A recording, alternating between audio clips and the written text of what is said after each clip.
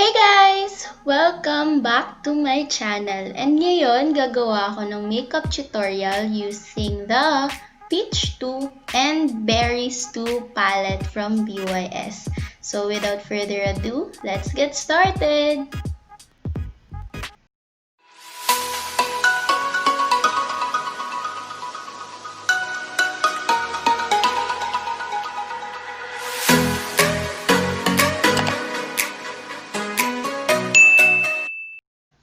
For this tutorial, I'm mainly gonna focus on the eyes, but I am using the Maybelline New York Baby Skin Pore Eraser Primer to prime my skin. I'm not gonna go on full details on what I'm gonna do for my base makeup because as I said earlier, I am gonna mainly focus on the eyes.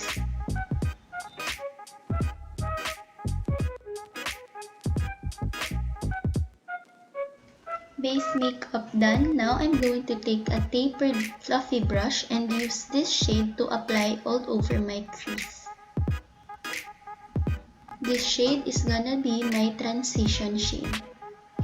Using the same brush, I'm going to dip into this darker shade to put on my crease.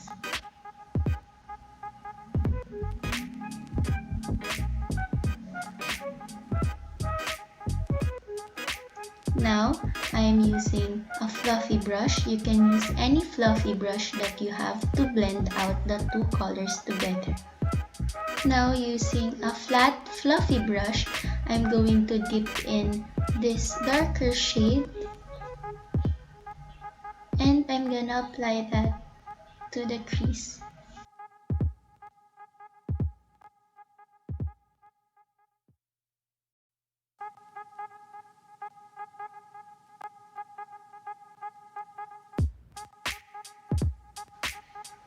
So now let's switch to the Berries 2 palette. Now using this smaller flat fluffy brush, I'm gonna use it to use on this shade to put on my crease for a more defined shade.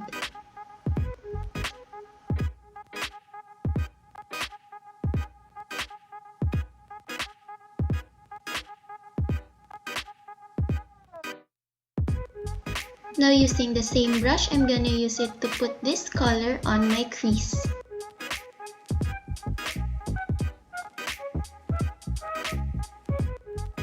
Now, I'm taking this concealer brush to apply concealer on my lid.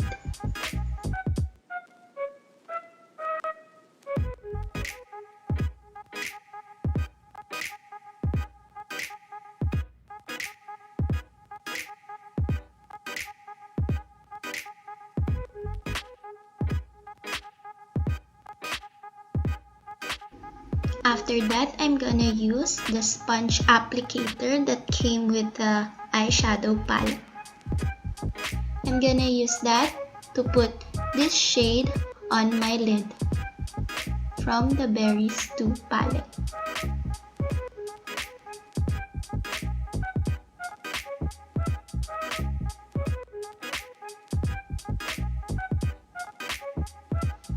Now I'm just taking the first brush that I used to blend the two together.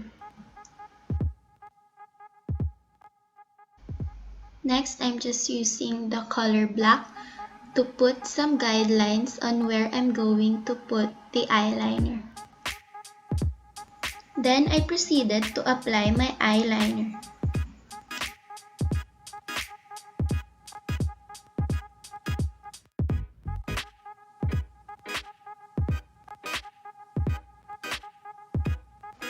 So now, let's proceed to the lower lash line. This small tapered brush, I'm gonna use this to apply the same colors I applied on my crease to my lower lash line.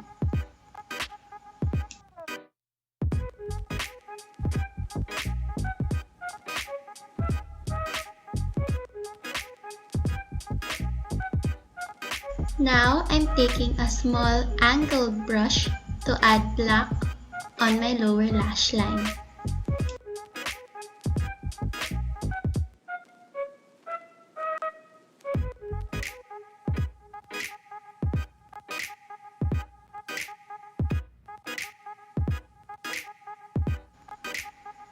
Finally, I'm gonna put this shade on my inner corners.